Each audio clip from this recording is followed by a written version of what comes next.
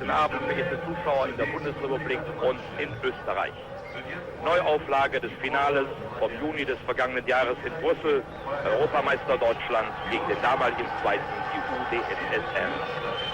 Und wenn du ein wenig vom spielerischen Glanz der deutschen Elf aus jenen Tagen übrig geblieben ist, so oft wurden die Fußballfreunde der Bundesrepublik in den ersten 5 Spielen dieses Jahres enttäuscht, dann werden die etwa 70.000 hier im Stadion und vielleicht auch Sie zu Hause, meine Damen und Herren, zufrieden sein. Das Regentief, das 2 Tage lang über Moskau hinwegzog, ist seit heute Vormittag verschwunden. Die Temperatur beträgt heute Abend etwa 6 bis 7 Grad. Es ist also ziemlich frisch und auch kühl. Beide Verbände kennen sich aus mehreren Begegnungen.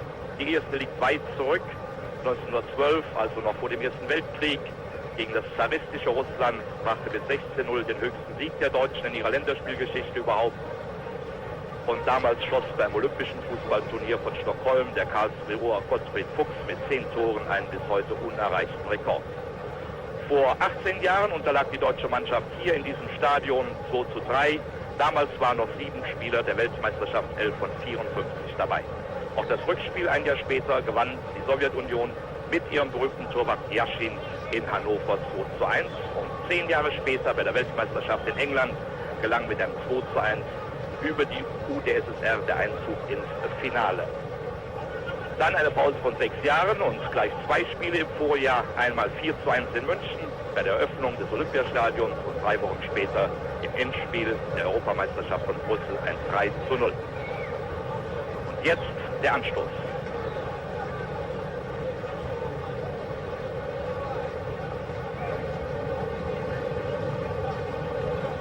Schiedsrichter ist der Jugoslawe Kubulovic und er gibt den Ball frei. Die deutsche Mannschaft im traditionellen Schwarz-Weiß von rechts nach links.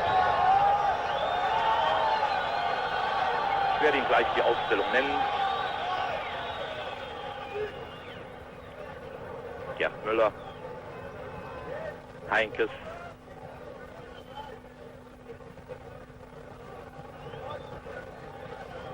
Breitner, Schwarzenbeck, Höttges, Beckenbauer,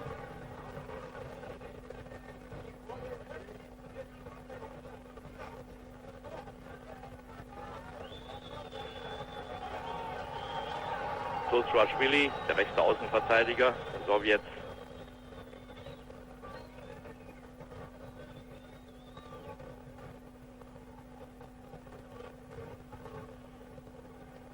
Und zum ersten Mal am Ball gewesen eben der Debütant in diesem Spiel, der 22.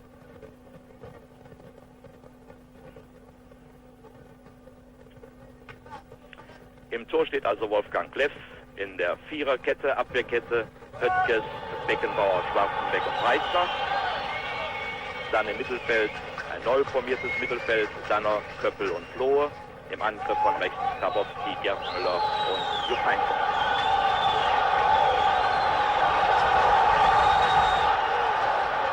Erster Schuss abgefeuert von Anitschenko. Hier nochmal die Wiederholung.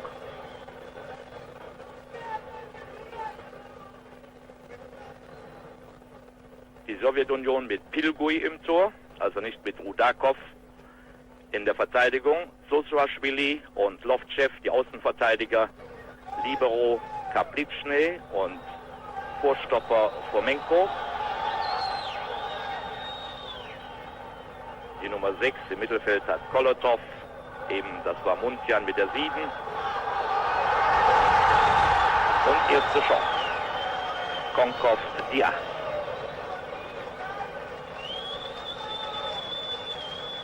Die Wiederholung, das war Konkov. Wolfgang Kleff.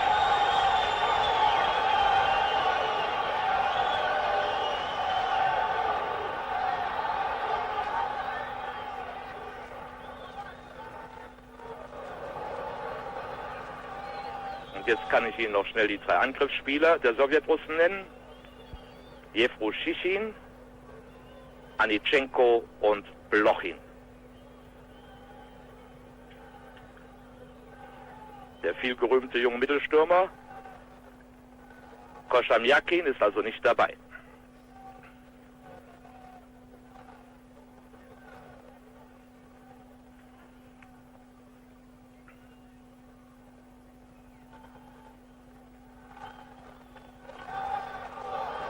Heinkes weit zurückhängen. Breitner.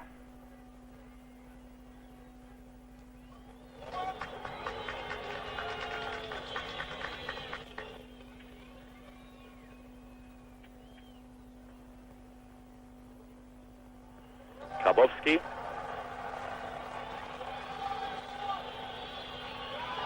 Gegen Lovcek. Freistoß.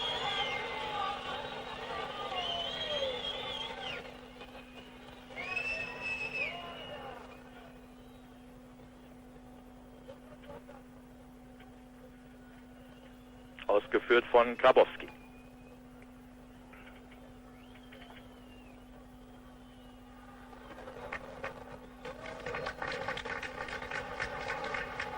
Sulzwaschwili.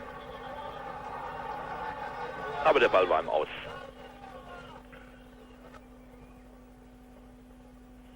Unter den 70.000 hier im Stadion sind gewiss über 3.000 Deutsche, zum größten Teil Schlachtenbummler. Aber es leben ja auch andere Deutsche hier und arbeiten. Die sind natürlich alle hier. Breitner.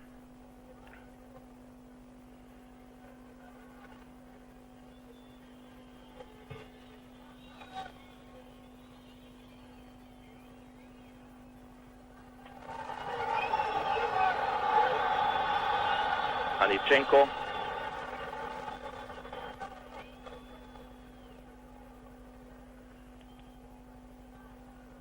Konkov.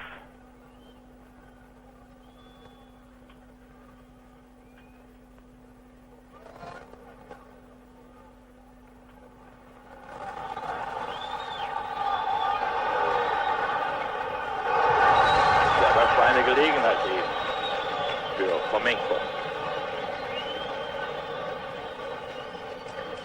Bis jetzt scheint es, als hätte sich die deutsche Abwehr noch nicht ganz auf den Gegner eingestellt. Es wird noch nicht genau markiert, zu zögernd angegriffen.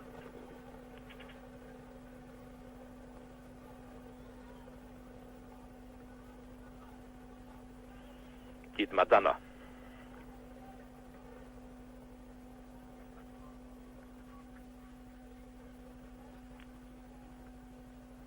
Beckenbauer zu Heinkes. Heute auf seinem Stammplatz als Linksaußen.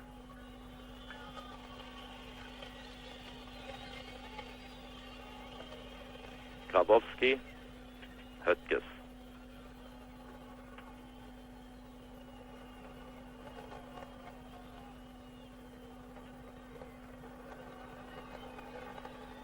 Das war Horst Köppel, Kaplitschne,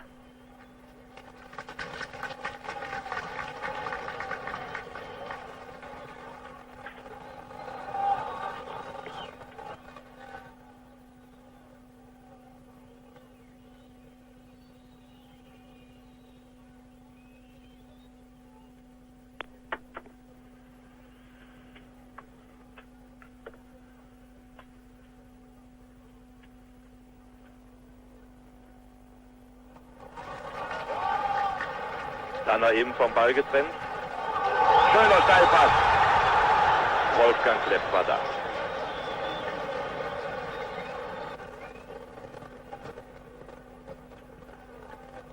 Missverständnisse?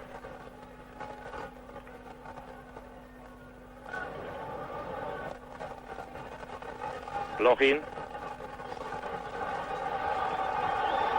gegen Breitner. Zweiter Eckball für die Mannschaft der Sowjetunion. Auffallend, wie die drei Stürmer der Sowjetrussen marschieren: Bloschin, Anitschenko und Jefruschichin.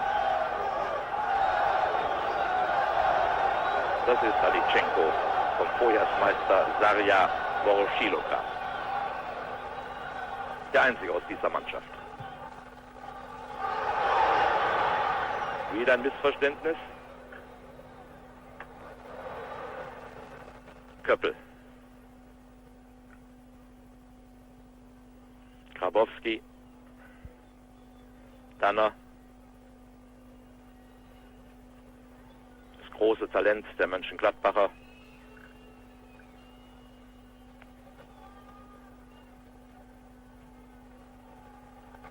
Konkov, Jefroschichin,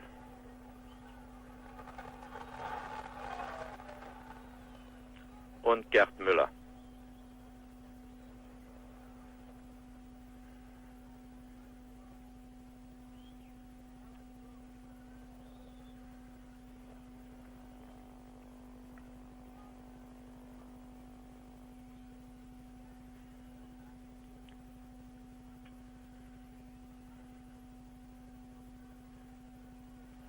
Das war eben Flohe, Heinkes.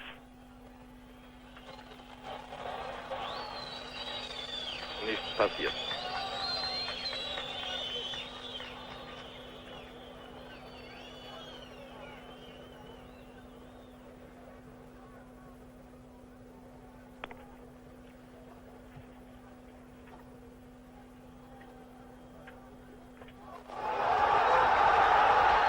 Wolfgang Kleff sehr aufmerksam bis jetzt bei den Schnitzern der deutschen Abwehr. Beckenbauer. Noch hat die deutsche Mannschaft ihren Spielrhythmus nicht gefunden.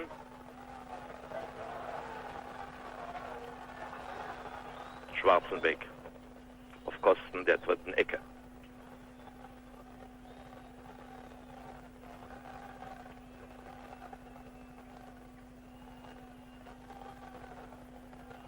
Anitschenko.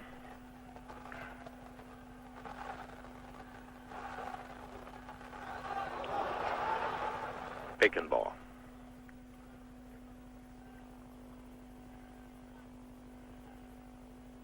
Sochwaschwili, der selten so weit nach vorne geht.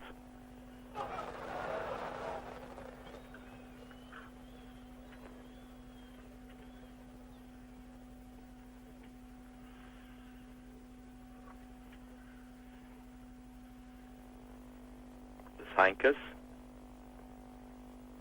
Schwarzenbeck. Beckenbauer, Köppel,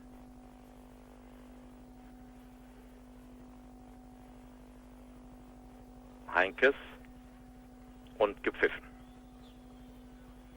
Die Sowjetrussen bis jetzt in der Anfangsphase überraschend schnell, auch viel in die freien Räume startend, rochierend. Sie machen der deutschen Mannschaft schon Arbeit. Schwarzenbeck.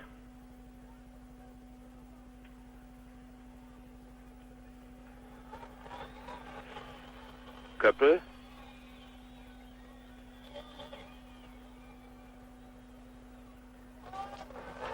Jefroschichin, Dynamo Moskau und Abseits.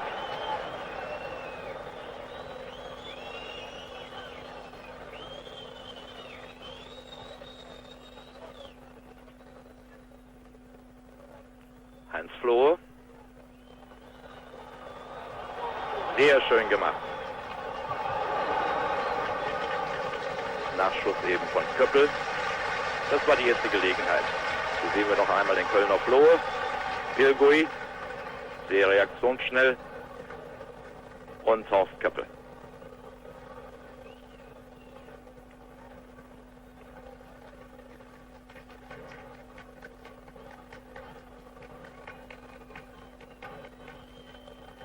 Paul Peitner.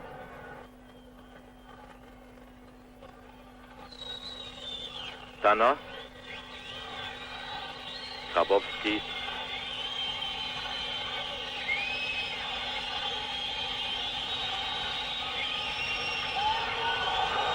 Beckenbauer. Alles riskant, diese Spielereien.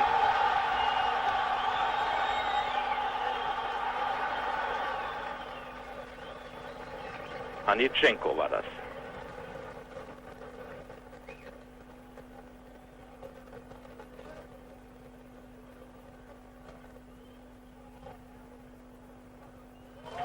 Gerd Müller.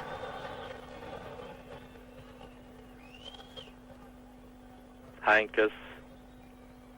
Danner.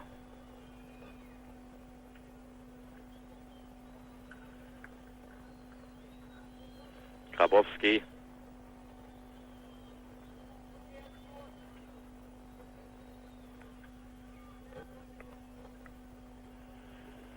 Tanner und Schwarzenbeck.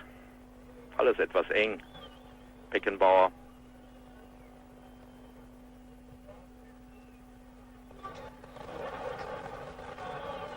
Heinkes, Müller, Flohe, Köppel. Tanner läuft frei.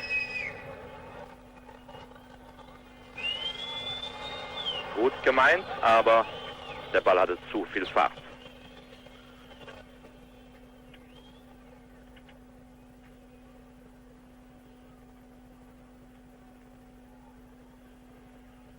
Das hier ist Torwart Pilgui, Wladimir Pilgui von Dynamo Moskau, der Nachfolger von Lev Yashin, 25 Jahre alt.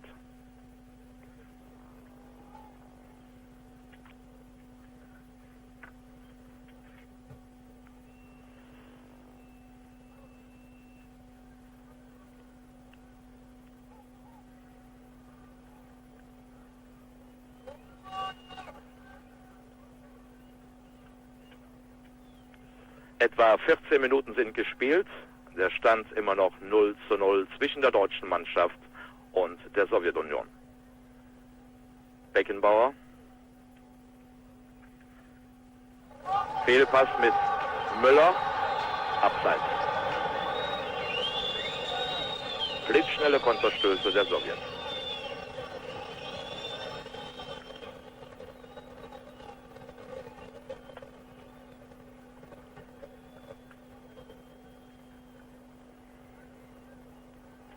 Tanner, dessen Selbstvertrauen jetzt langsam wächst. Beckenbauer, Heinkes und Freistoß. Hart an der Strafraumgrenze.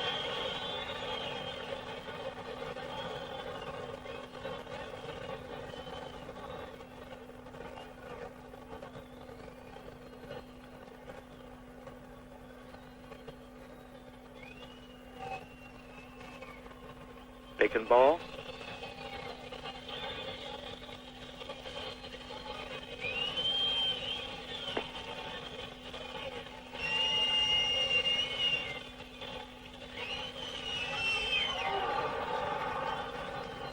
Ja, dieser Schlenzer, der ihm schon so oft glückte, traf diesmal nicht ins Netz. Die Fußballfachleute unter Ihnen wissen, dass Helmut Schön auf Günter Netzer verzichten muss, auf die verletzten Wimmer und Berti Vogt, auch auf den noch nicht in Bestform befindlichen Wolfgang Overath. Und so wagt er heute das Experiment mit einer völlig neuen Mittelreihe mit dem jungen Dietmar Danner. Vielleicht sehen wir auch später noch den Duisburger Klaus Wunder. Und mit Sicherheit dürfte auch der Kölner Kullmann später auftauchen. Aber das wird natürlich vom Spielverlauf abhängen. In jeder Mannschaft können übrigens neben den Torhütern noch 3 Feldspieler ausgewechselt werden. Schöner Pass jetzt hinüber zu Danner.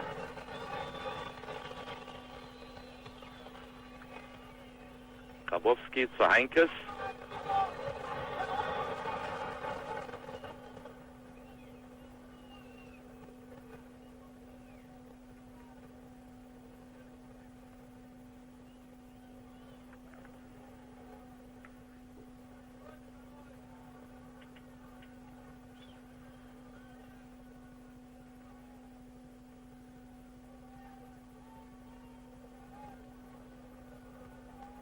Und Höttges zu Kleff.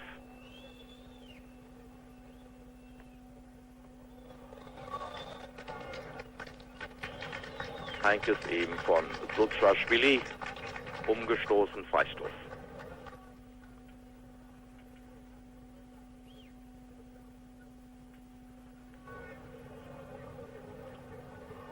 Paul Breitner.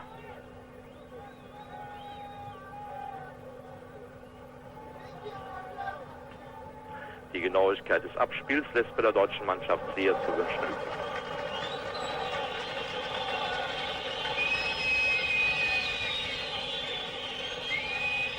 Den Sowjetrussen fehlt übrigens auch ihr Kapitän Kurzilawa, der heute gegen Gerd Müller einiges gut machen wollte, nachdem der Bayern-Mittelstürmer 6 Tore in den beiden letzten Länderspielen gegen die Sowjetunion erzielt hatte.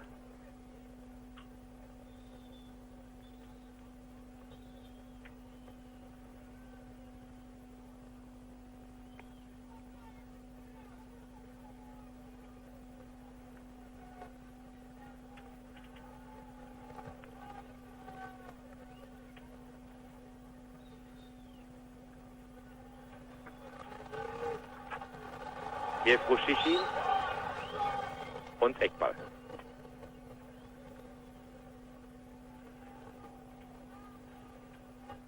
Kleff und Breitner.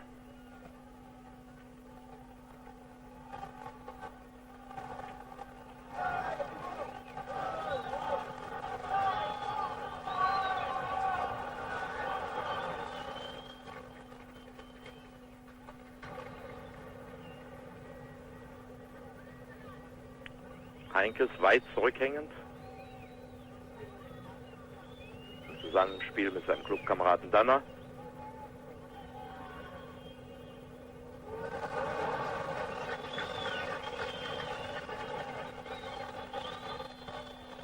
Und dann diese Fehlpässe. Konkow.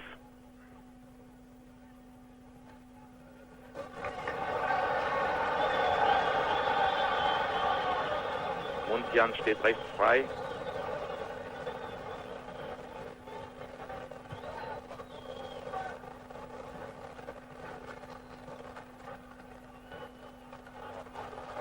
Oh, ja, das war eine Chance eben für Kolosow.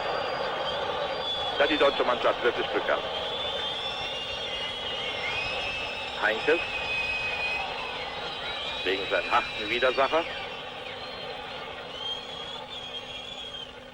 der ihm keinen Zentimeter Spielraum gönnt.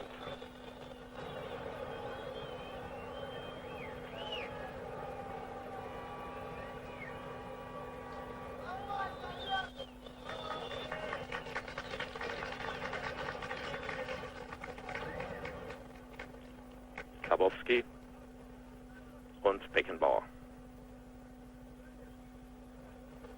Er versucht es alleine. Müller zu spät.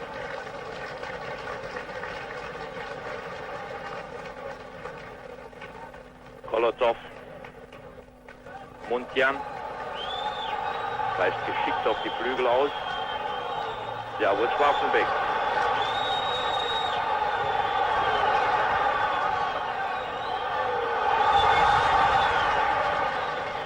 Das brannte ganz schön.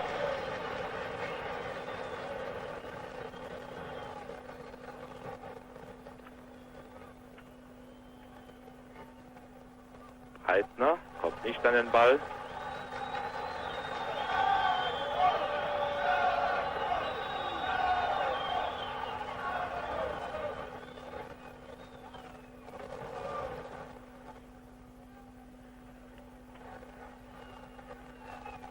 Von Gerd Müller bis jetzt wenig zu sehen.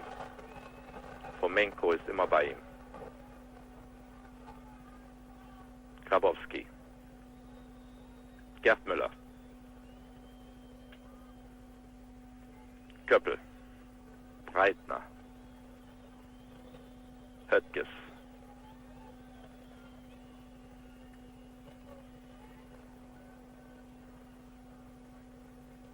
Und Heinkes.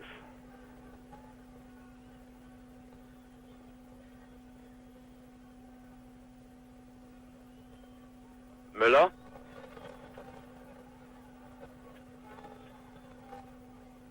Und Heinkes hat es schwer. Eckball.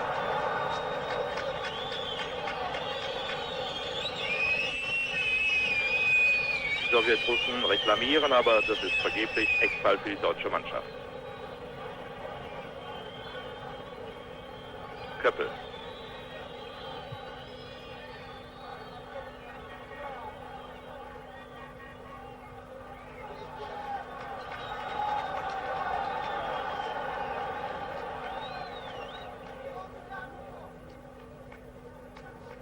Schwarzenbeck hat viel, viel Arbeit mit Anitschenko, der pausenlos läuft.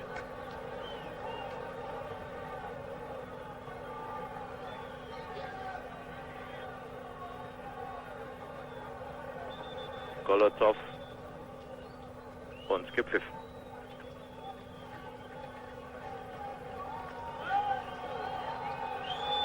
Muntian.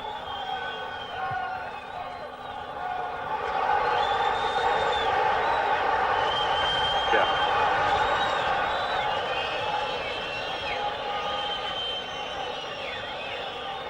Blochi. Kaum vom Ball zu treffen.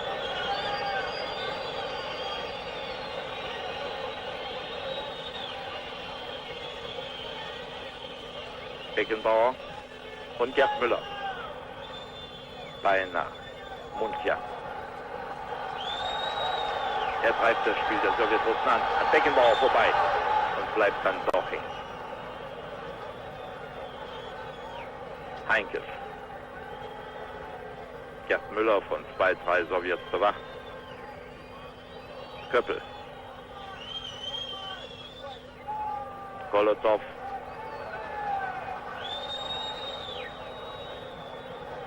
Skonkov von Schachtjor Donetsk.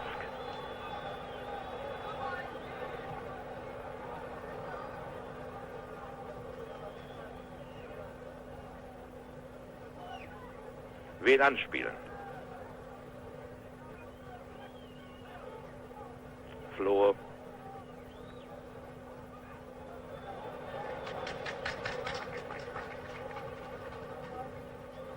Grabowski. Müller. Köppel.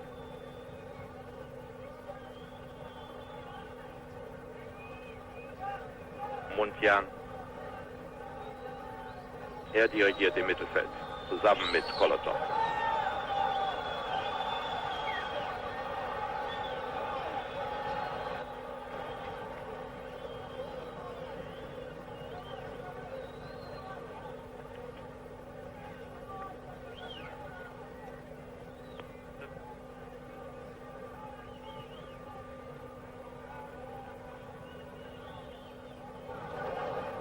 Muntian und Gerd Müller starten. Zu spät.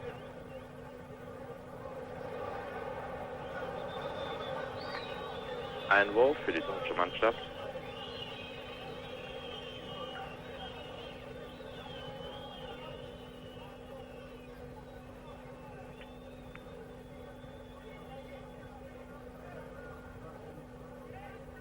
Köppel, Heinkes, Flohe. Der müsste schießen. Doppelpass. Köppel, sehr schön. Heinkes. Das musste das 1:0 sein. Noch einmal die Wiederholung hier. Köppel und Heinkes. Er traf den Ball nicht richtig. Mehr am Außenrest abgerutscht. Muntian. Gefährlicher Schuss.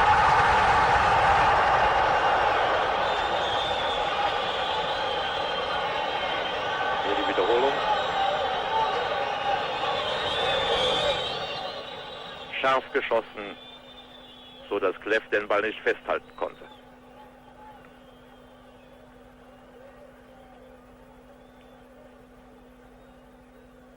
Grabowski. Der sehr stark nach innen drängt, dadurch die Abwehrkette noch dichter macht. Müller. Ja, auf ihn passen Sie hier besonders auf. Ihn nennen Sie den Geisterspieler und eine große Chance für Anitschenko. Immer noch Anitschenko und Tor. Nein, Pfosten. Welch ein Glück für die deutsche Mannschaft. Noch einmal Anitschenko. Am Stürzen Beckenbauer vorbei. Kleff war schon geschlagen. Der Pfosten rettet.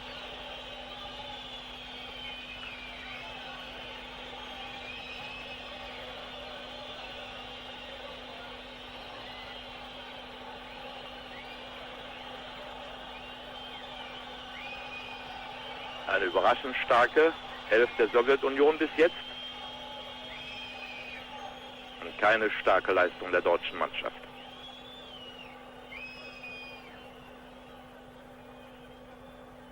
Flohr, Heinkes, Beckenbauer, Heinkes, Müller, Grabowski,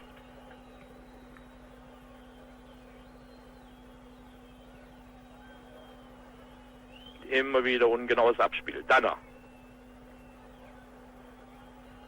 Schöner Pass, Müller.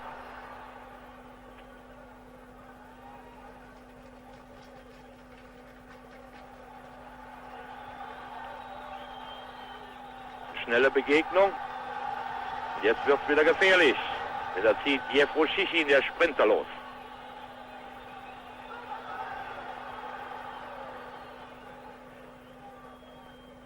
Danner.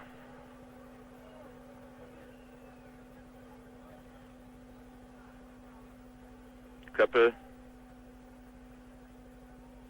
Heinkes. Und auf ihn wartet Sosuaschwili. Müller. Endlich mal heraus an den Flügel gegangen.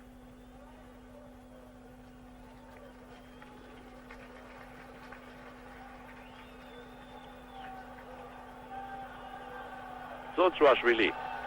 Das macht er ganz selten. Und das sind doch die Sowjetrussen hier nicht gewohnt.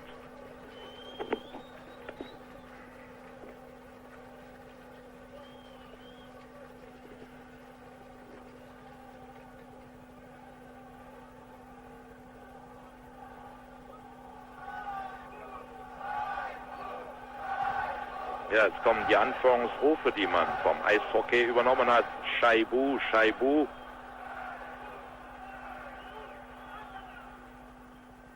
Köppel.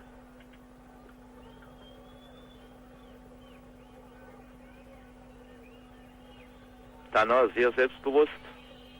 Gefällt mir gut bis jetzt. Der wechselt auch mal lange Pässe. Heinkes.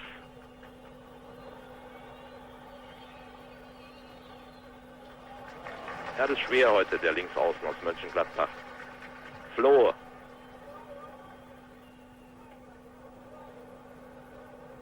Grabowski. Und Eckball. Nummer 2 für die deutsche Mannschaft.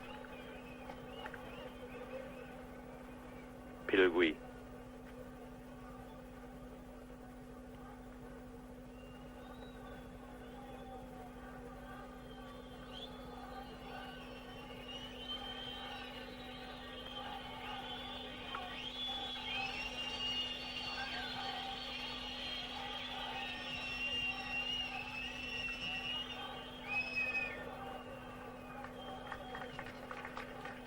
Eine halbe Stunde gespielt und immer noch kein Tor. Obwohl es schon einige Male brenzlig danach aussah. Anitschenko.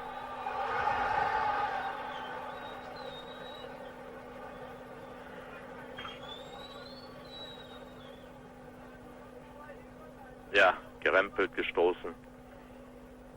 Freistoß bereits ausgeführt.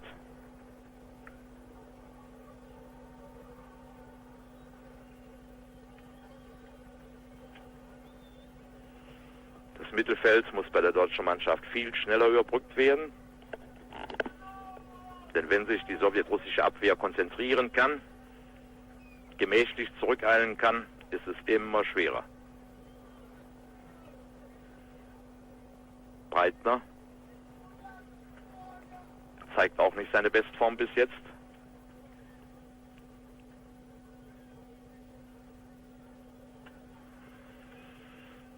Jetzt Breitner. Danner und Heinkes, Grabowski.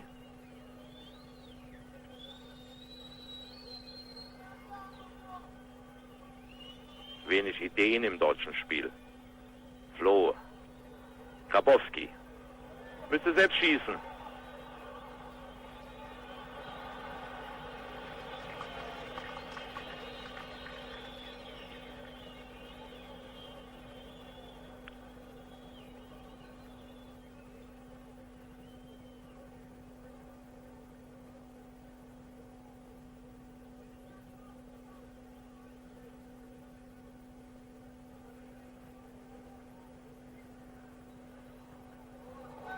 Fast hätte Müller diesen Pass erlaufen von Torwart Pilgui.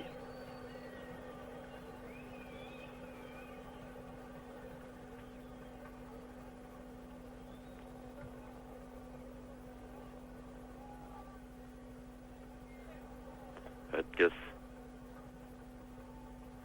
Danner.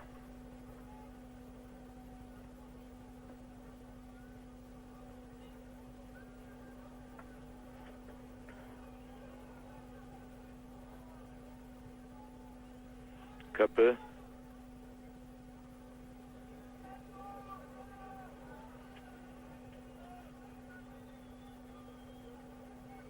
Schwarzenbeck.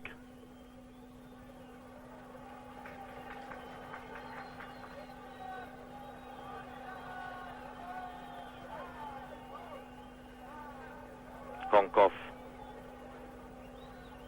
Anitschenko.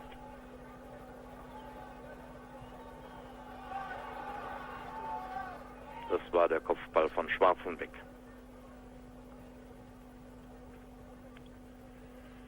Danner sucht ständig den freien Raum. Breitner. Grabowski steht frei.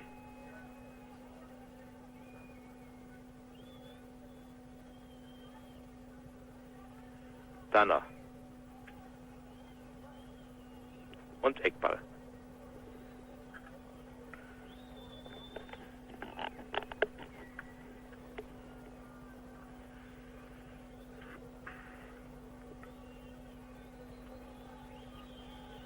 Köppel.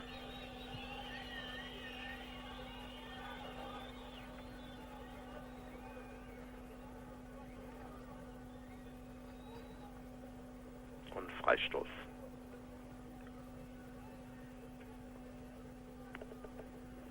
Noch 10 Minuten bis zur Pause. 0:0 weiterhin.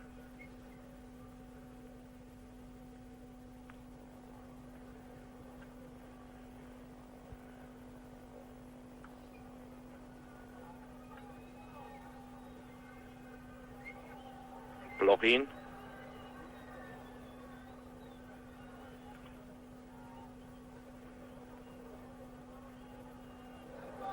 Ja, den konnte selbst der Sprinter Blochin nicht erreichen.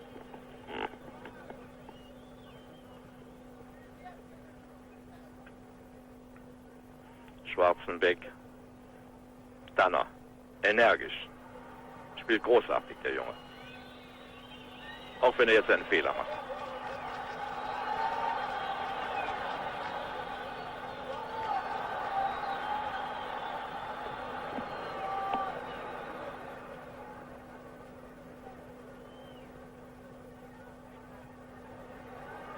Läuft.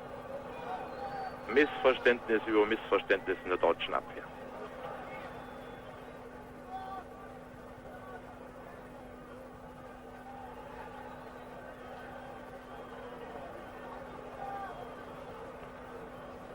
Köppel.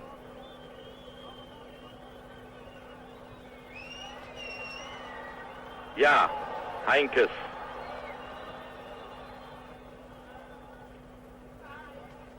Gestoßen, Freistoß für die Sowjetrussen.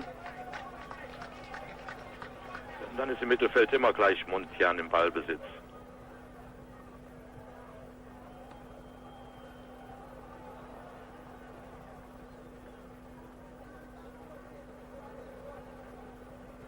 Höttges.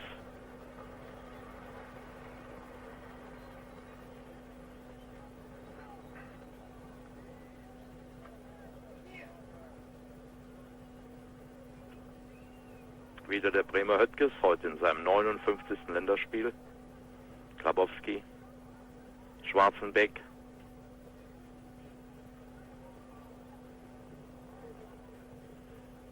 Und bei der deutschen Mannschaft, Sie sehen das ganz deutlich, fehlt eben der Wechsel vom Quer auf den Steilpass. Beckenbauer. Alles läuft sich fest. Die Bayern-Spieler scheinen mir nicht in bester Form zu sein. Muntian. Gerd Müller. Gegen Muntian. Und Eckball.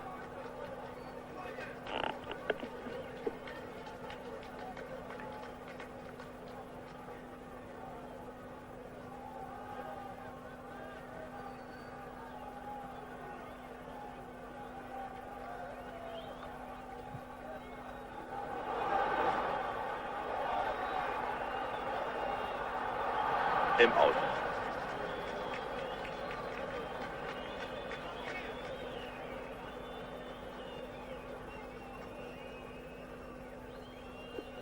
Höttges. Flor.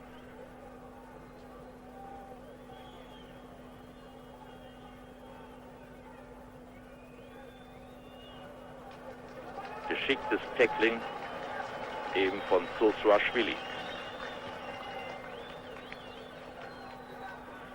Mundjan. Jefroschichin.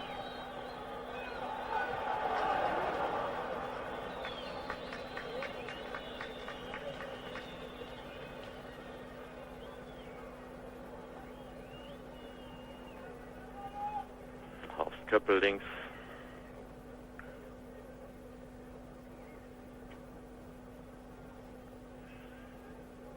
Wolfgang Kleff im Tor der Deutschen kann wahrlich keinen gemütlichen Abend in Moskau verbringen. Ihm wird ganz schön eingeheizt. Köppel. Tanner.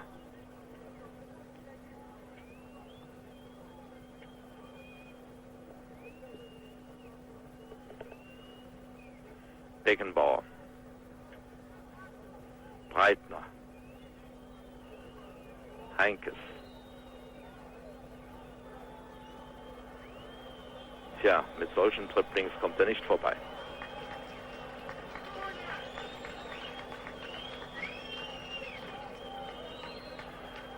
Mundjan.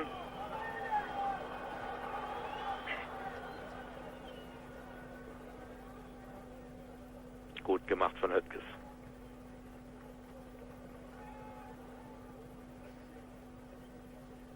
Flohe.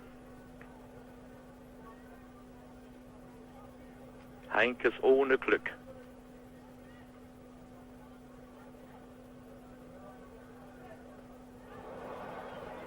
Flohe. Breitner.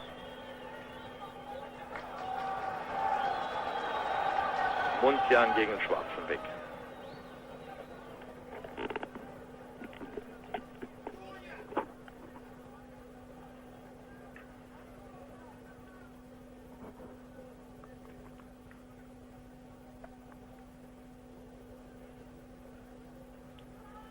Kolotow. Gut gemacht von Floh. Heinkes.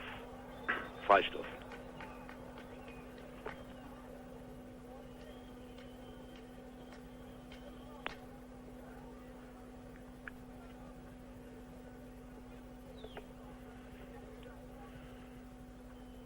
Danner. Etwa 2 Minuten bis zur Pause. Grabowski. Tja, Grabowski wühlt und windet sich, aber er findet keinen freien Raum. Helmut Schön wird sicher nach der Pause einige neue Spieler auf das Feld bringen.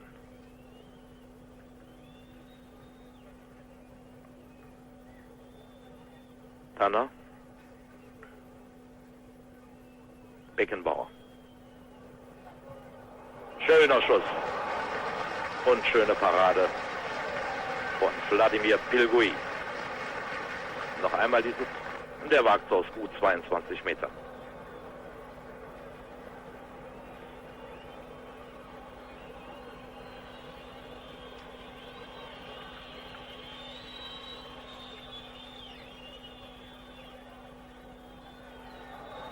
Jefroschichin.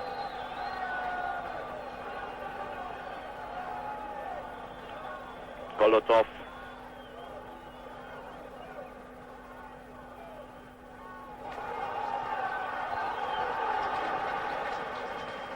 Jefroschichin Flanke eben.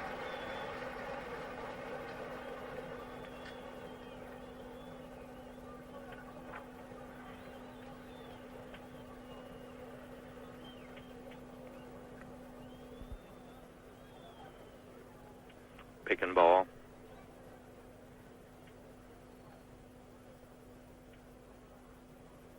Schwarzenbeck. Tanner.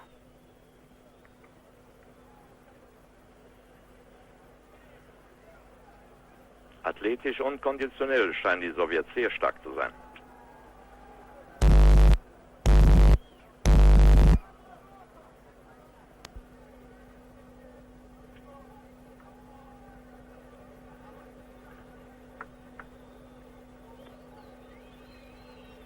Und da ist schon der Halbzeitpfiff.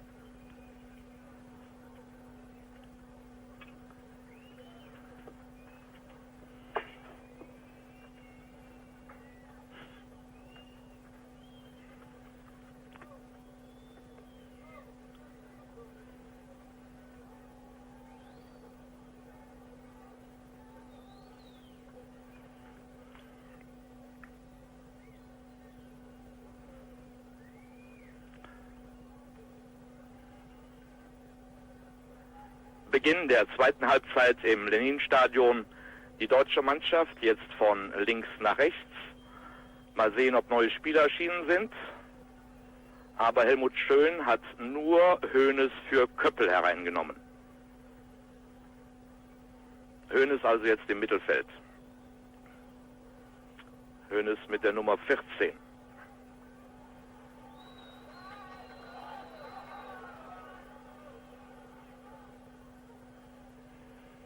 Breitner.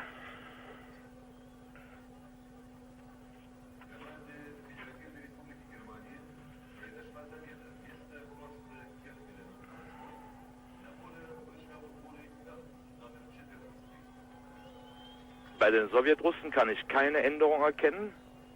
Warum auch? Die Mannschaft hat überraschend gut gespielt. Hier ist Uli Hoeneß.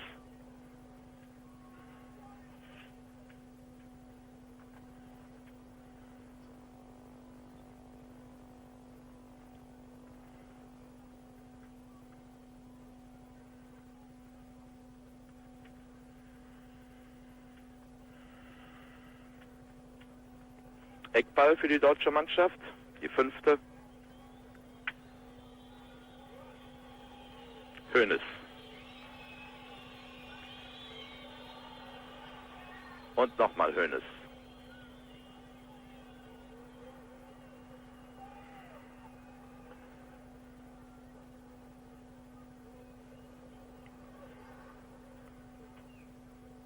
Geschicktes Nachsetzen eben von Müller und Hoeneß. Floh gegen Mundjan.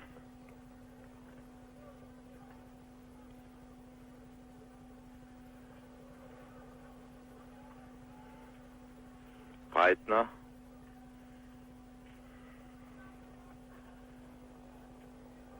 Hoeneß.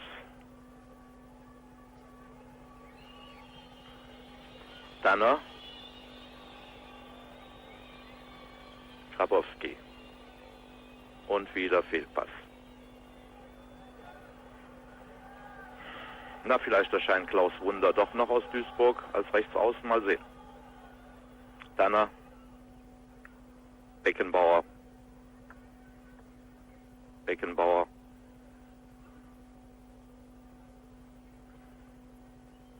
Und wieder zurück.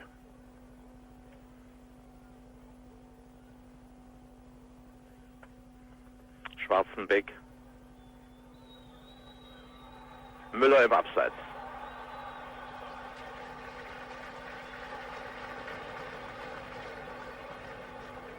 Schwarzenbeck.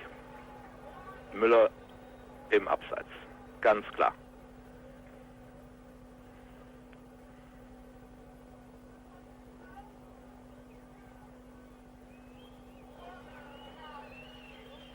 Foul von Schwarzenbeck.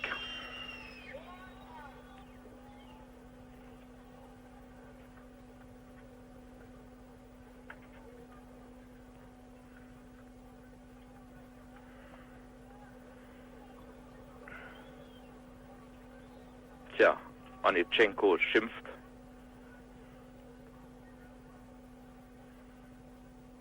Flohe. Heinkes, Hoeneß.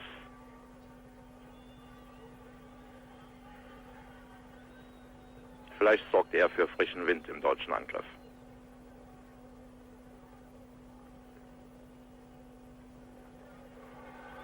Hoeneß und Fehlpass von Gerd Müller.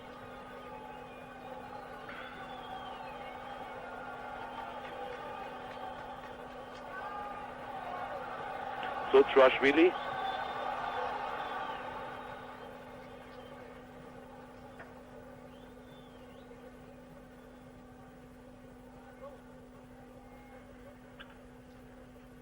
Bis jetzt hat uns der Schiedsrichter aus Jugoslawien recht gut gefallen. Heinkes. Es war eine faire Begegnung. Heinkes versucht immer dasselbe, immer außen vorbeizugehen. Führt den Ball viel zu lange.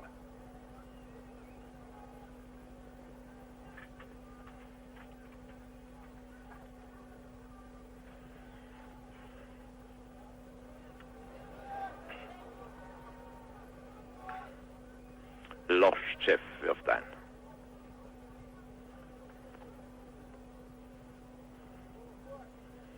Kaplitschny.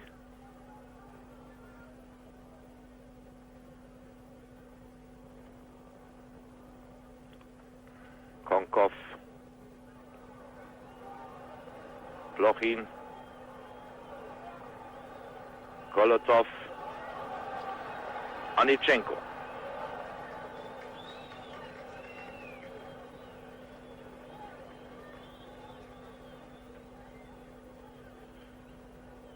Wolfgang Kleff machte seine Sache bisher gut in seinem 3. Länderspiel.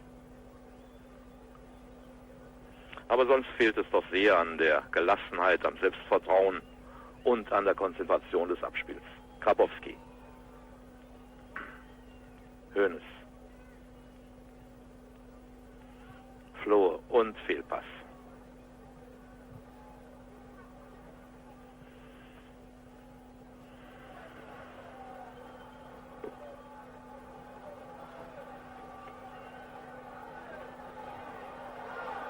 Schöner Schuss.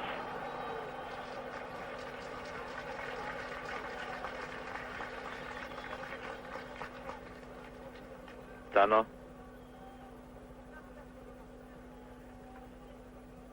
Hoeneß. Ja, da kann er nicht drankommen. Danner. Heinkes.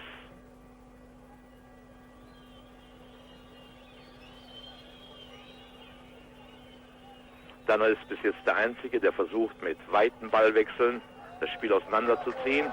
Schöner Trick eben von Blochin. Kolotov. Höttges. Tanner. Hoeneß.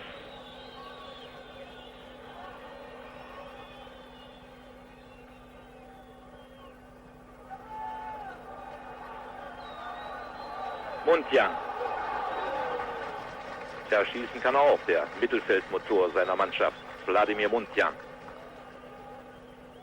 Als die Brasilianer hier gespielt hatten vor einigen Monaten und gewannen, meinte ihr Trainer Zagallo nach dem Spiel, dieser Mundjan, das wäre eigentlich der einzige, den ich mitnehmen würde nach Brasilien. Höttges.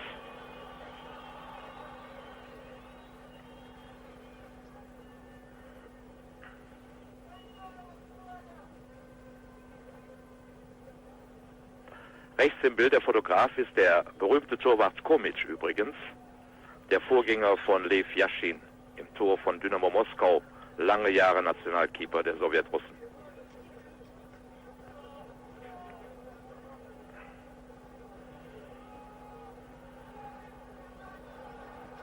Mundjan.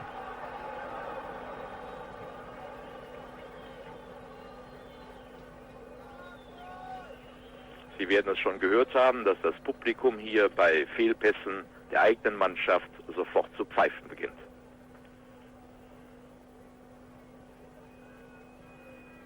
Beckenbauer, auch er konnte dem Spiel bisher keine Richtung, keine Linie geben.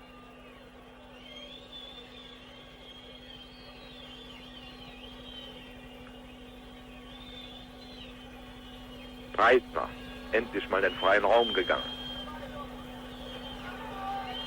Müller.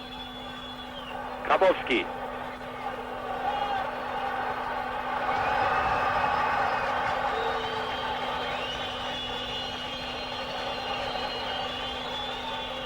Grabowski. Über den Ball gestolpert.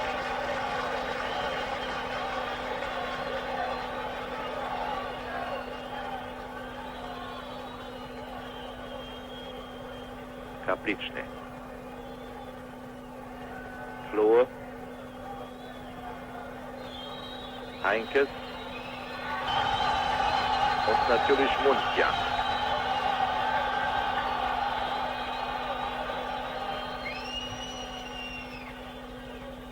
Höttges noch mit der stärkste in der deutschen Abwehr.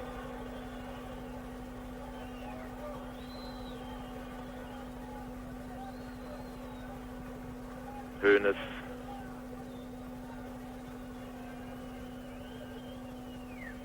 Müller. Hoeneß. Und er läuft sich fest.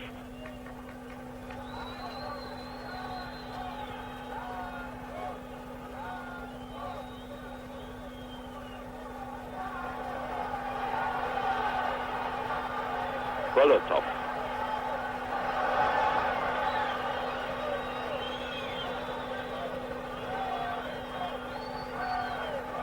Jefroschichin. Sicher gemeistert.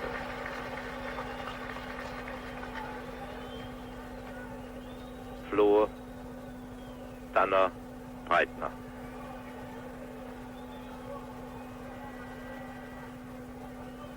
Grabowski.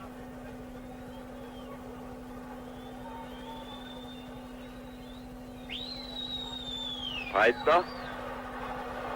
Heinkes. Unglaublich, dieser Pilgrim. Hervorragende Parade. Vielleicht sehen wir es nochmal. Da ist sie.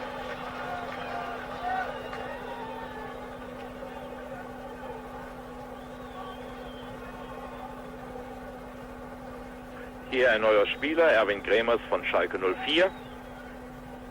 Helmut Schön tauscht also jetzt aus.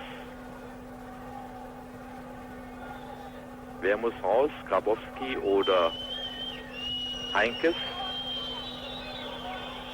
Anscheinend Jupp Heinkes. Erwin Kremers also jetzt links außen der deutschen Mannschaft.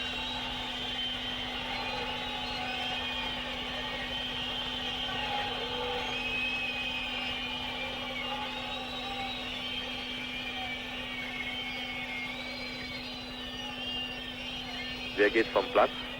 Danner steht am Spielfeldrand, wird behandelt.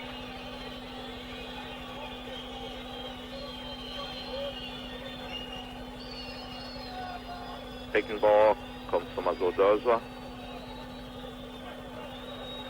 Und Jupp Heinkes geht vom Platz.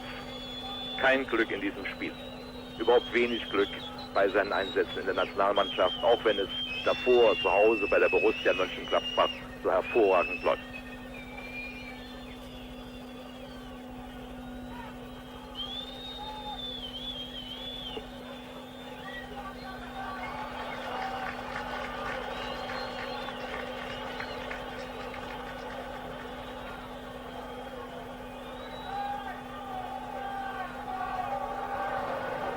Beckenbauer.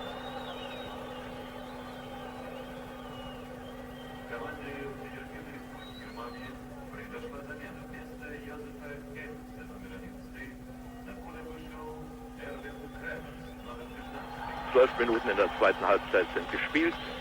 Immer noch torlos.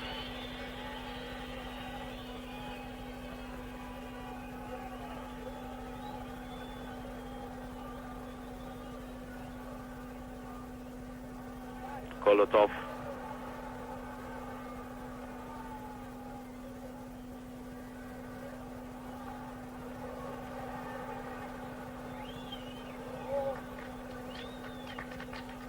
Und abgepfiffen.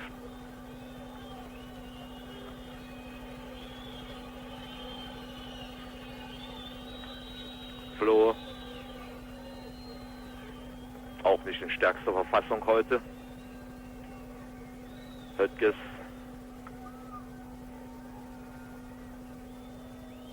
Erwin Kremers startet. Und Eckball. Nein, doch Eckball.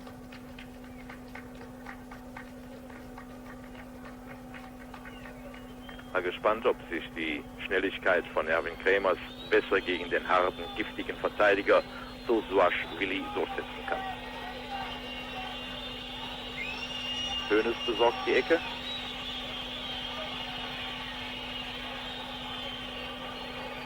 war riskant. Breitner.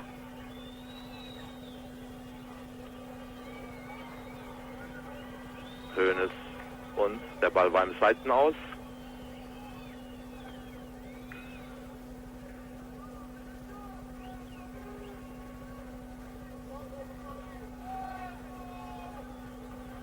Muntian.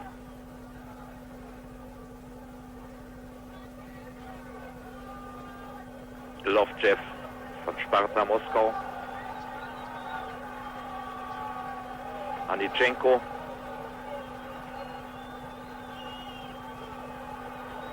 Kolotov. Breitner.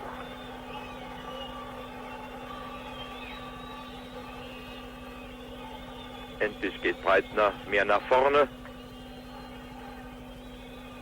Hoeneß.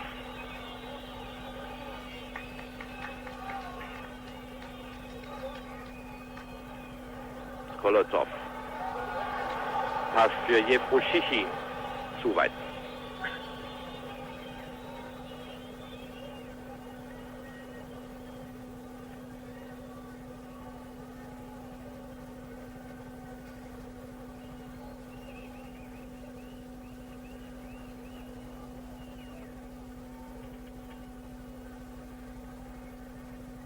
Noch war der neue Flügelmann im deutschen Angriff Krämers nicht am Ball.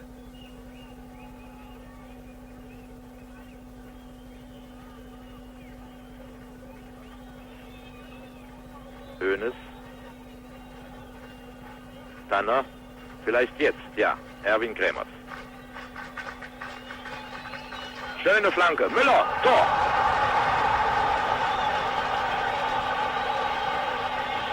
...15 Minuten sind in Moskau gespielt. Hier sehen wir die Entstehungsgeschichte des Tores. Die Flanke von Erwin Krämers mit dem rechten Fuß. Gerd Müller stand goldrichtig. 1:0.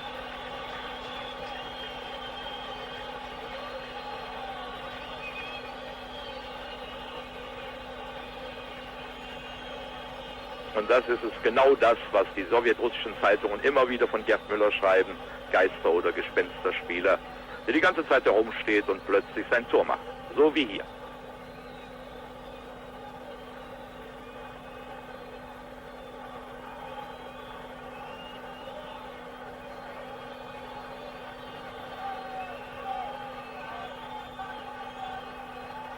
Eigentlich müsste das Auftrieb geben.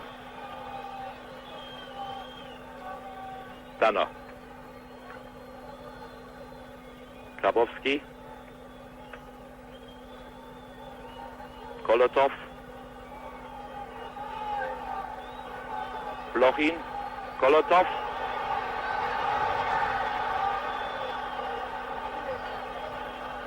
Hans Beckenbauer.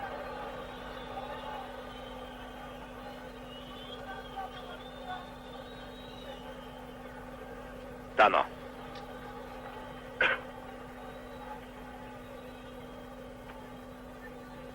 Ja, und hier läuft sich Klaus Wunder warm. Er wird dann doch für Grabowski kommen.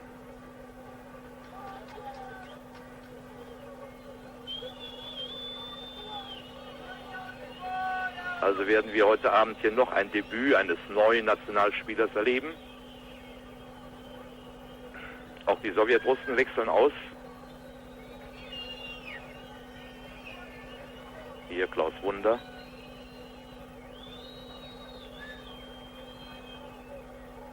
Wasjenin kommt auf den Platz.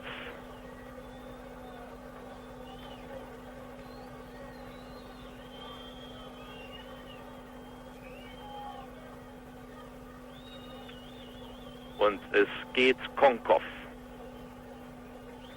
Grabowski, hier mit Herbert Wiedmeier, dem Assistenten von Helmut Schön.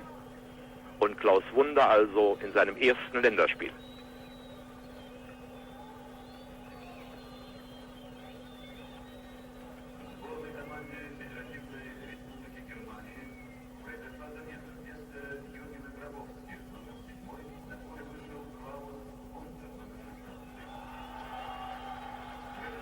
Hoeneß. Eckball. Oder? Nein, anscheinend gibt der Schiedsrichter Gugulovic aus Belgrad Freistoß.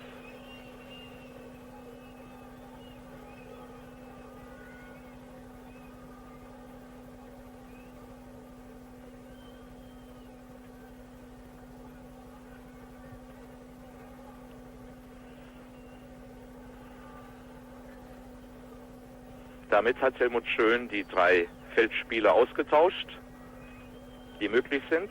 Also Bernd Kullmann wird nicht mehr zum Einsatz kommen.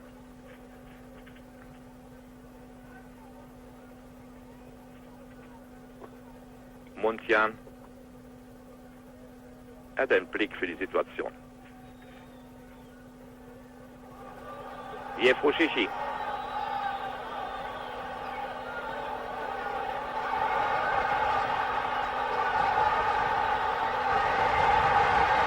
Onitschenko. Aber ein prächtiger Wolfgang Kleff.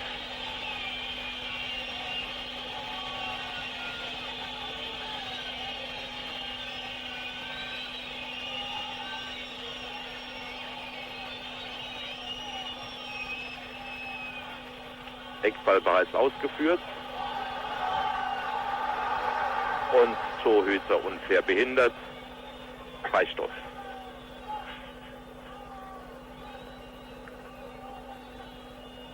Hier sehen Sie es ganz deutlich, wie Kolotow anspringt. Danner. Schwarzenbeck.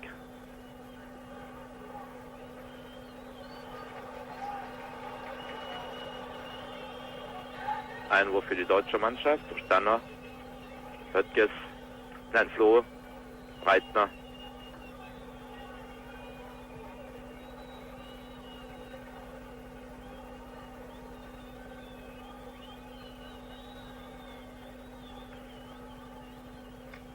Wieder Breitner, Beckenbauer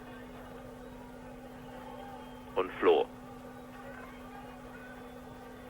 Klaus Wunder wartet auf seine erste Bewährung. Hoeneß. Abseits. Ja.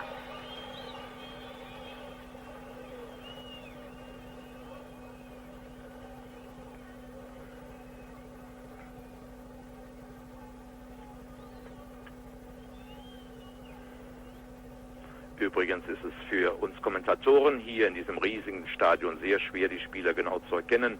Wir sitzen Luftlinie gut 200 Meter vom Seitenrand entfernt und von der anderen Seite etwa gut 300 Meter bis zu den Eckfahnen drüben.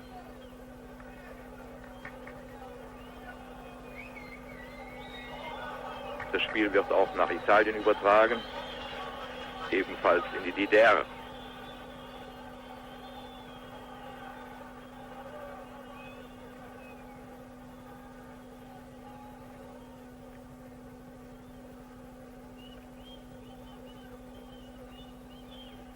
Das war Klaus Wunder eben, die Nummer 16.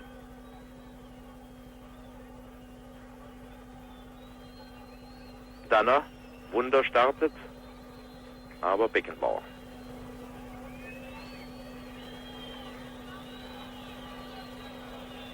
Breitner. Flohe.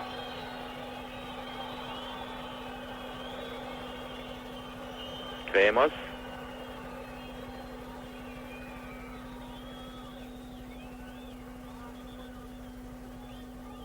Und Gerd Müller behindert.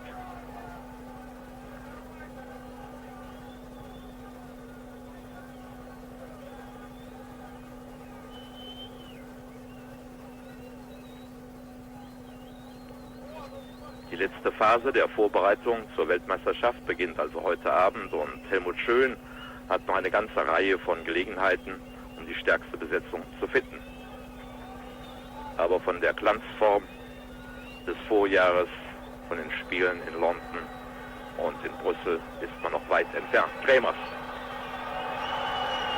Ja, das war Willi.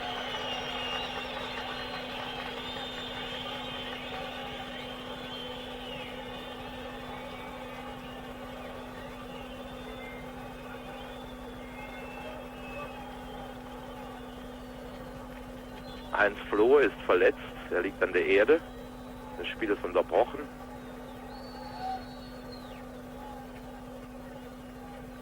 Das wäre natürlich Pech, denn dann müsste die deutsche Mannschaft mit 9 Feldspielern weitermachen.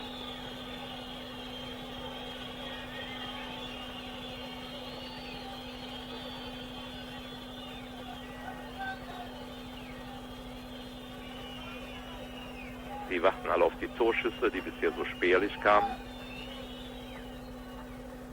Pilgui, Gerd Müller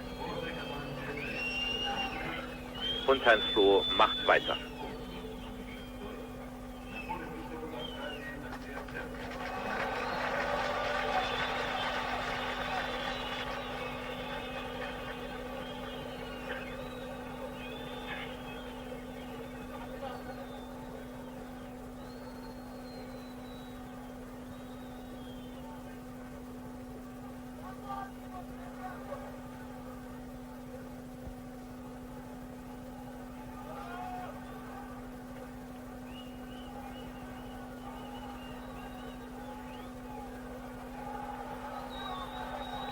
Auch die Sowjetrussen haben ausgewechselt und das ist Andrassjan, der hier den Ball führt.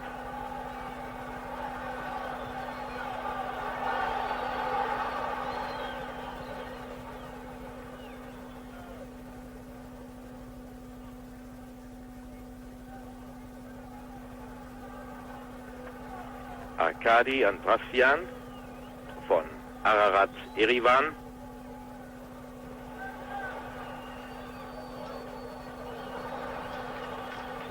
Der Mannschaft, die zurzeit die Tabelle der sowjetischen Liga anführt. Eckball von links, Jewro Tschichin.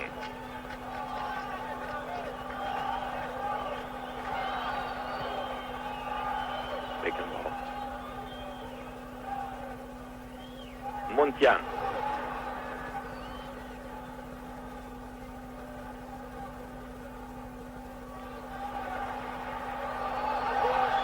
Nicht gepfiffen. Es wäre auch zu hart gewesen. Danach. Kremers war schon im Lauf.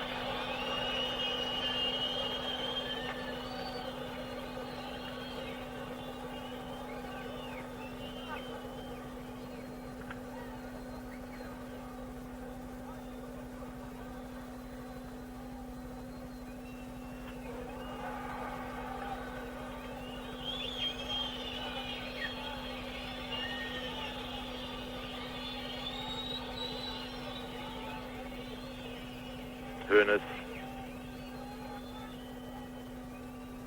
Schwarzenbeck,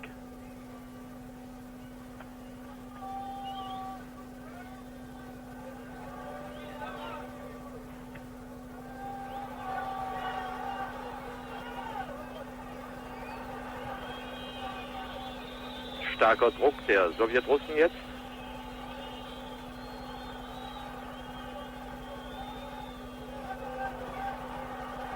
Muntian. Oh, an den Außenpfosten. Dieser Abpraller von Beckenbauer. Ich glaube, Beckenbauer berührt den Ball noch.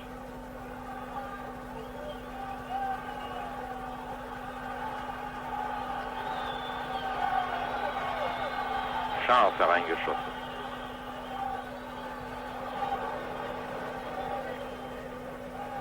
Anitschenko. Jewro Tschichin.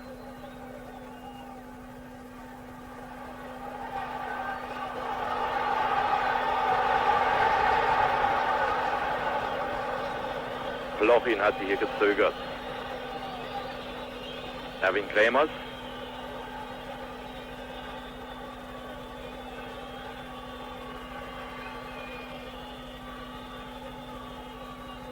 Flohe.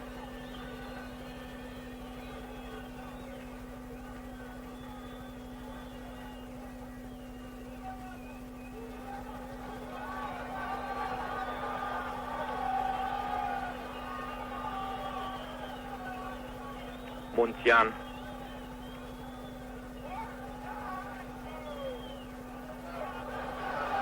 Andrassjan und Fehlpass.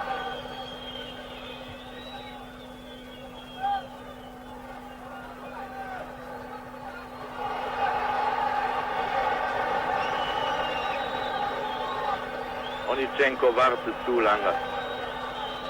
Und gepfiffen. Freistoß für die Sowjetrussen.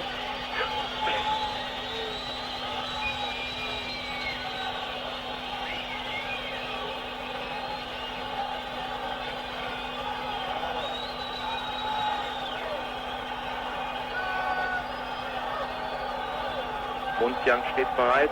Andrassian.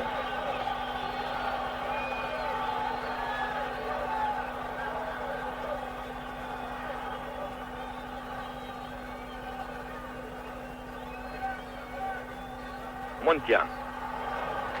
Abgeblockt, Eckball.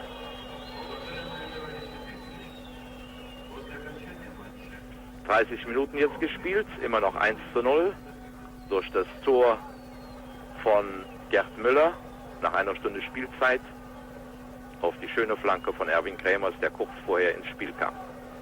Übrigens das 55. Tor von Gerd Müller für die deutsche Nationalmannschaft.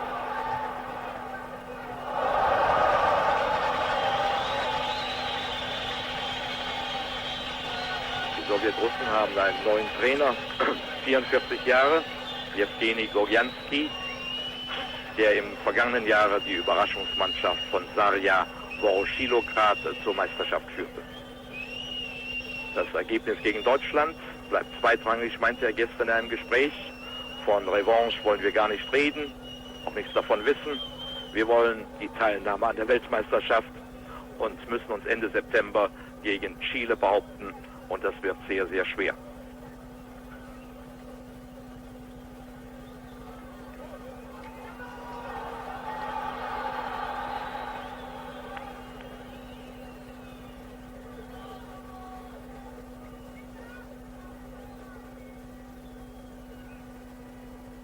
Bisher kam er noch nicht zum Zuge. Lovtchev klebt an ihm. Höttges.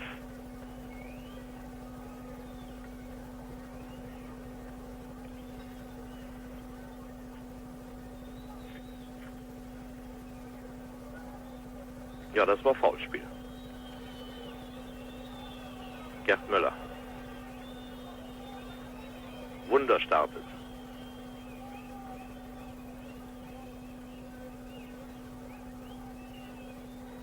Andrassian.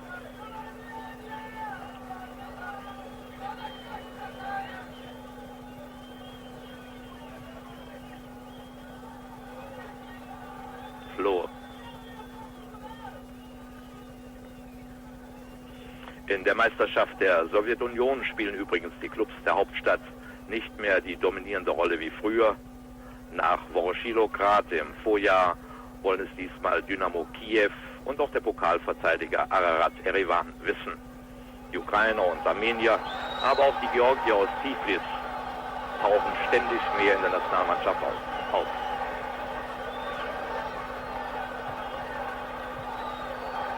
Lochin.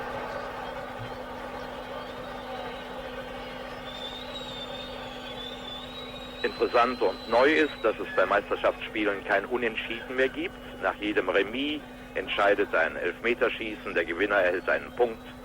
Und mit dieser Maßnahme sollte eigentlich das Offensivspiel angekurbelt, das Tore-Schießen gefördert werden.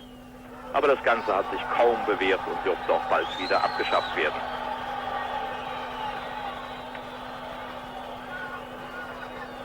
Schön.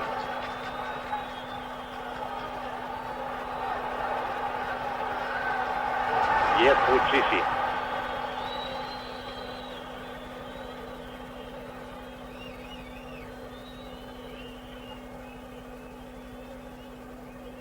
Von Jewrucici meinte übrigens der Trainer, wenn er eine so gute Technik hätte, wie er schnell ist, dann wäre er mein bester Mann. Beckenbauer.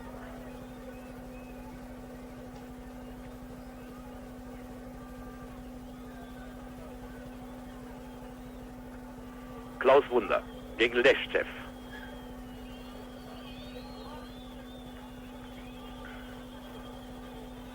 Ist natürlich schwierig für einen jungen Spieler, ins Spiel hineinzukommen, besonders bei einem ersten Länderspiel.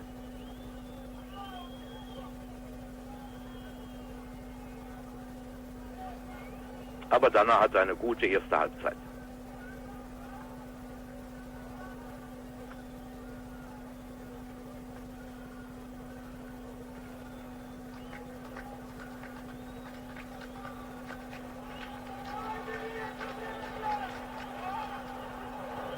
Beckenbauer hat den Braten gerochen.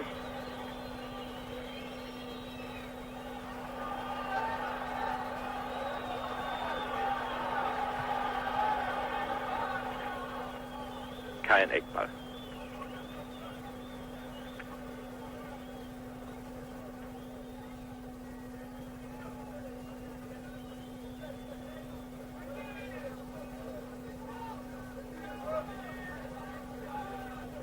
Klaus Wunder.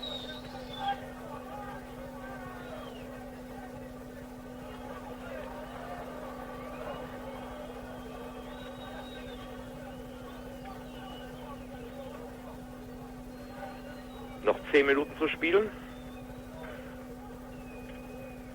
Und es sieht nicht so aus, als würde die spielerische Leistung der deutschen Mannschaft besser werden.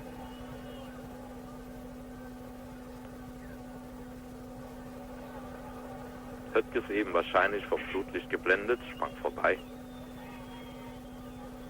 Floh.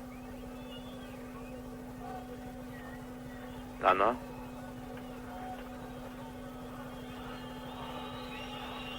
Hoeneß.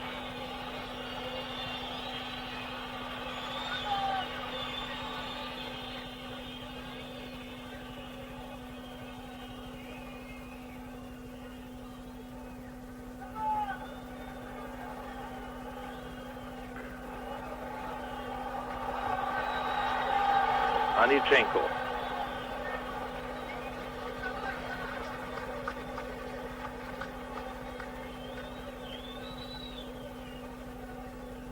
Ein Glück für die deutsche Abwehr, dass Höttges wenigstens in Normalform ist.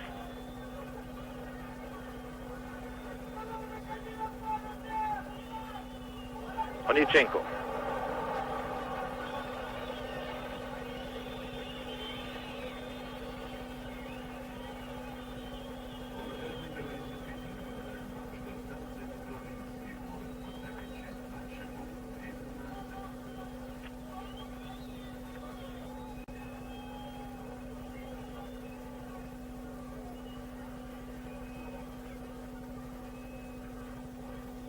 Erwin Kremers. An Mundjan vorbei und wird zu Boden gerissen.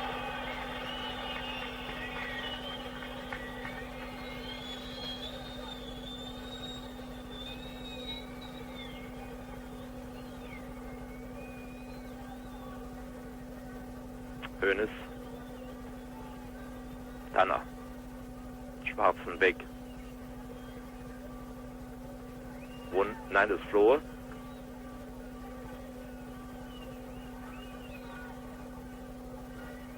Beckenbauer. Müller. Das Zuspiel klappte nicht ganz, denn auf Müller passt man höllisch auf. Drassian.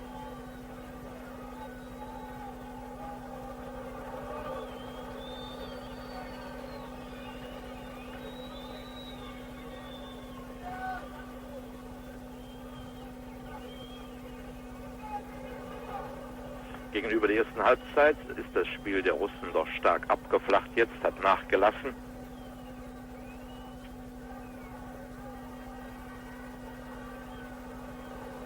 Breitner.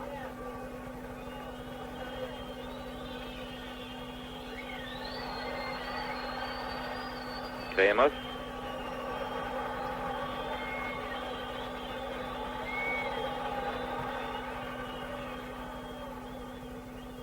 Und Mundjan. Immer die Anspielstation.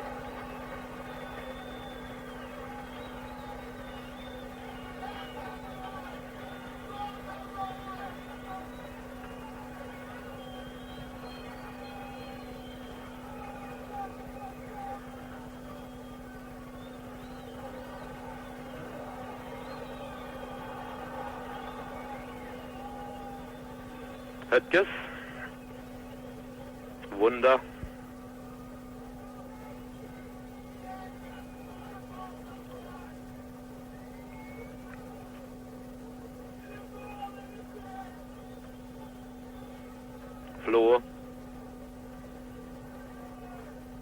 Krämers. Gut gedacht. Ein Spiel, in dem bisher die Ideen fehlten.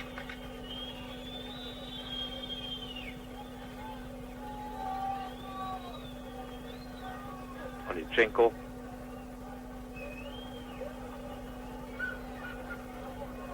Muntian. Ja, fast wäre dieser Doppelpass gelungen. Wird man Doppelpässe bei den Deutschen heute zwischen Beckenbauer, Müller und so weiter kaum sieht.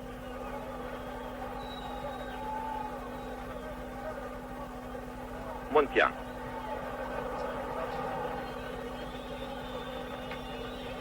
Er schießt jetzt aus allen Entfernungen.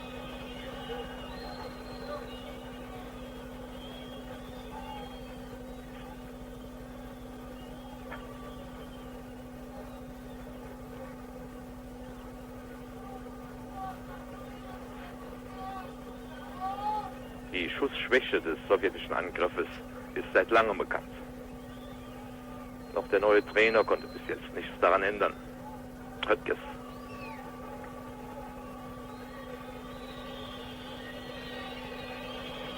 Hoeneß.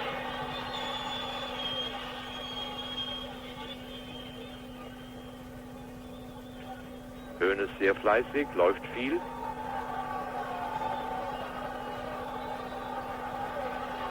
Aber er kam ja auch frisch ins Spiel.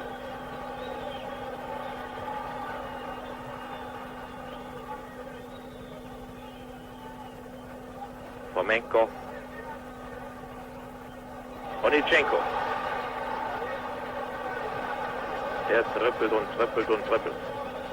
Er vergisst das Schießen einfach. Wunder. Flohe.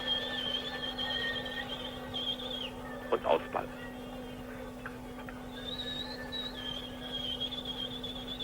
Noch 2 bis 3 Minuten zu spielen.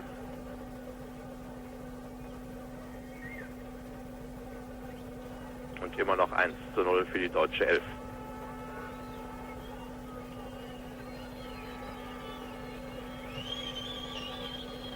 Ein Spiel von keinem hohen Niveau. Überraschend die Stärke der Sowjetrussen. Damit hatte man wohl nicht gerechnet. Das neue Mittelfeld, die neue Reihe hat sich noch nicht bewährt. Lichtblick Danner in der ersten Halbzeit. Aber sonst noch eine Reihe von Schwächen, besonders in der deutschen Abwehr.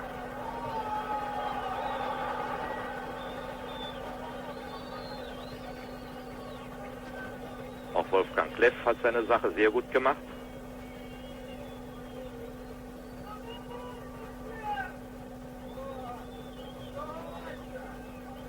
Und Helmut Schön bleibt weiterhin die Qual der Wahl für die nächsten Länderspiele.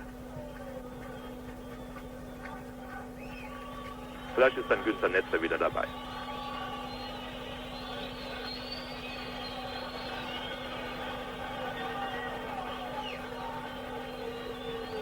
Der Schiedsrichter schaut schon auf die Uhr.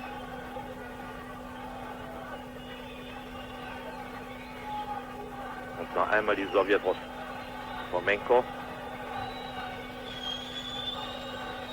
Die heute Abend, das darf man sagen, ein Unentschieden verdient gehabt hätten. Nach den vielen Chancen in der ersten Halbzeit. Bastian. Blochin.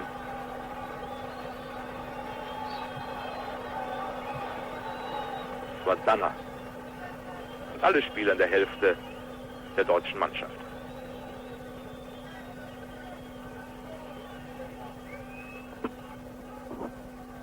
Bastian.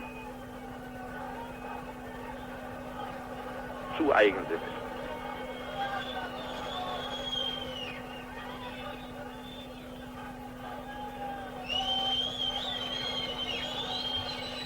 Die vielen deutschen Schlachtenbummler hatten wenig Grund zum Jubeln, außer dem einen Mal nach einer Stunde. Beckenbauer. Hoeneß. Und schon ist es wieder aus.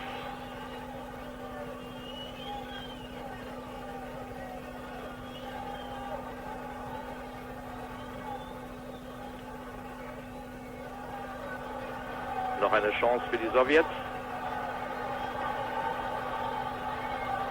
Höttges. Erwin Kremers weit zurück.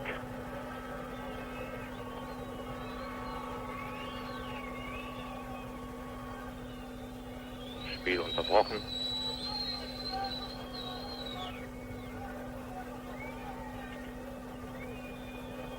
Und Schlusspfiff. In einer Partie, die lediglich vom Resultat her befriedigen kann, gewinnt die deutsche Mannschaft in Moskau gegen die Sowjetunion mit 1:0 durch ein Tor von Gerd Müller nach 60 Minuten.